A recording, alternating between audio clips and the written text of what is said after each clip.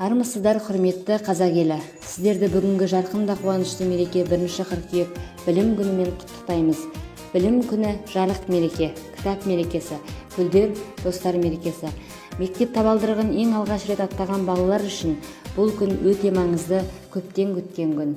Мектеп жас ұрпаққа білім тәрбие беретін мекеме, білім беру жүйесінің негізгі буыны.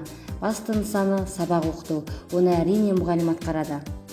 Мұғалім немесе оқытушы болашақ ұрпақтарды қоғамдық өмірге тез әрі жеңіл қосылу үшін, сол қоғамның сол мақсаттарды орындайтын адамдарды қамтамасыз ету, қабілетін арттыру үшін, тәрбиелеу мен оқыту қажеттілігі себебінен әлемдегі ең кең тараған мамандықтардың бірі. Кез келген маман иесінің құзырлығына баға берерде мұғалім кім болған екен деп жатамыз. Ұстазы жақсының ұстамы жақсы деген халық даналығында да осы бір қасиетті мамандық иесінің ұрпақ тәрбиесіндегі алар ерекше орнын аңғару қиын емес. Кешегі болған бөбектен адам деген жаратылысты тәрбиелеп шығудан абыройлы іс жоқ шығар.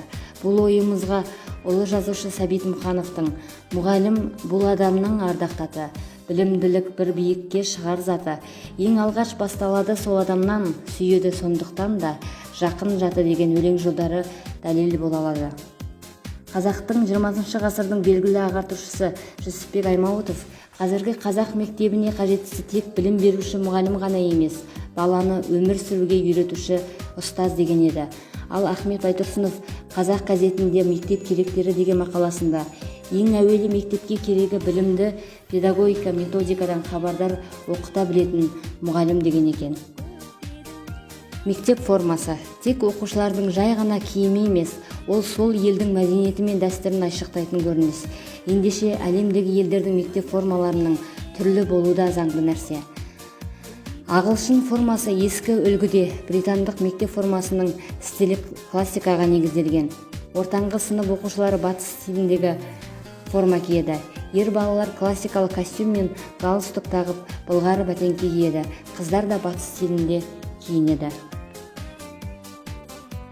Кореяның формасы джентльмендік үлгіде. Ұлдар жағы ақ көйлек және батыс стиліндегі шалбарды кисе, қыздары ақ жейде, жакет, қара юбка және галстук тағады.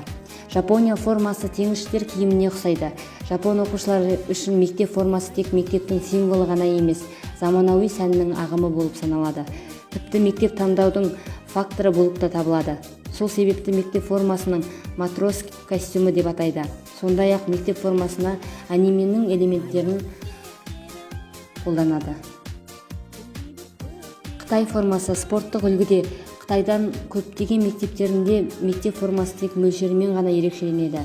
Ер бала мен қыз баланың мектеп формасында аса бір айырмашылық жоқ. Олар спорттық үлгіде мектеп формасын киеді.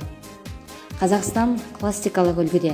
Ұл балалар ақ жейде, костюм, жакет, қара туфли, қыздар жағы ақ жейде, жакет, қара немесе сұр түсті юбка киеді.